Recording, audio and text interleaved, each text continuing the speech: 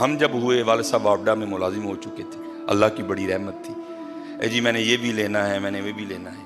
پہلی بار نا 9th میں ایویں پتہ نہیں میں کتوں پڑھ لیا ڈون کارلس، بڑا نام ہوتا تھا، سروس کا برانڈ تھا یہ. میں نے ابو جی سے کہا جناب میں لینے دے بوٹ لینے ہی ہیں دینے. وہ لے گئے. مجھے یاد ہے 1800 یا 1900 کے بوٹ آئے. تو جب بوٹ لے کے دیے نا ابو نے، ابو جی کی آنکھوں میں آنسو آ گئے. تو باپ تھا میرے بھی دل کو ہاتھ پڑا. میں ابو جی کہندے ہوتے میں نہیں بوٹ لینا ہے، واپس کر دینے. نہیں کہتے بوٹ لینے سے مجھے کچھ نہیں ہو رہا. میں کیوں؟ کہتے یار مجھے اپنا بچپن یاد آ گیا. میں نے کہا کیوں؟ کہتے پتر تو نے تو آج 1800 کے بوٹ لیے نا. جب ہم انڈیا سے پاکستان مہاجر ہو کے آئے تھے نا تو ہماری غربت کا یہ عالم تھا کہ سارا بچپن کبھی میں نے شلوار نہیں پہنی تھی. ماں قمیض اتنی لمبی سلوا کے دیتی تھی کہ ہم شلوار کا کام بھی قمیض سے لیا کرتے تھے. یہ تھا حضرت 14 اگست. ان کی روحیں بھی قبروں میں تڑپتی ہوگی جنہوں نے ہجرت کی تھی. اور کبھی یہ کبھی کو بابا مل جائے نا یہاں بیٹھا، اس کو کہنا یار بتاؤ 14 اگست کو ہوا کیا کیا تھا.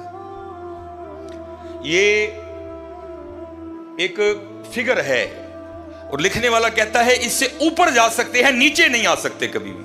کہتے جب ہجرت ہوئی نا تو 90,000 مسلمان عورتوں کی عزت لوٹی گئی. حضرت 90,000. اور وہ کہتا ہے اس سے اوپر جا سکتے ہیں، نیچے نہیں آ سکتے. یہ ہے اس کا حاصل.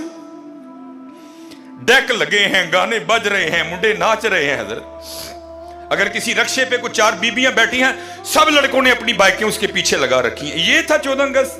اس لیے لیا تھا پاکستان. آج کسی سرکاری دفتر میں چلے جاؤ، بغیر رشوت کے کام ہی نہیں ہو سکتا تمہارا. اس لیے لیا تھا پاکستان. وہ اتنی گراوٹ آئی پاکستان میں. ٹھیک ہے بڑی بڑی بری قومیں ہوں گی، لیکن ہماری گراوٹ کا یہ عالم ہے کہ اللہ معاف فرمائے کتوں کا گوشت بھی ہم نے ہوٹلوں میں لوگوں کو کھلا دیا. یہ ہے 14 اگست. یہ ہے 72 سال بعد پاکستان.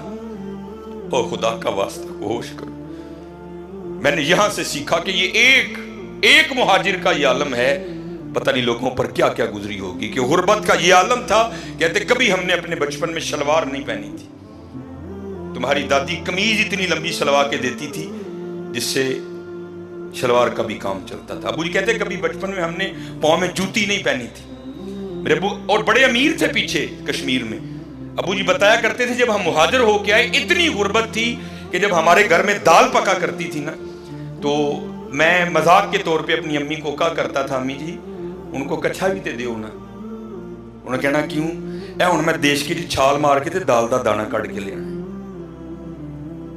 اتنی غربت دیکھی ان لوگوں نے. کس لیے؟ ہمارا پاکستان. لیکن آج پاکستان کے جو حالات ہیں وہ سب آپ کے سامنے ہیں. اس لیے میرے دوستو یہ عمران خان نے ٹھیک نہیں کرنا. یہ نواز شریف کی ذمہ داری نہیں ہے، یہ آپ کی اور میری ذمہ داری ہے.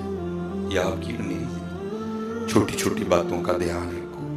اسار اپنا رول پلے کرو. حضرت اپنا رول پلے کرو. وہ بڑی مشہور بات ہے نا کہ جب نارے نمرود جلائی گئی نا تو حضرت ابراہیم علیہ السلام کو آگ میں پھینکنے کی باری آئی تو آگ اتنی بڑی تھی.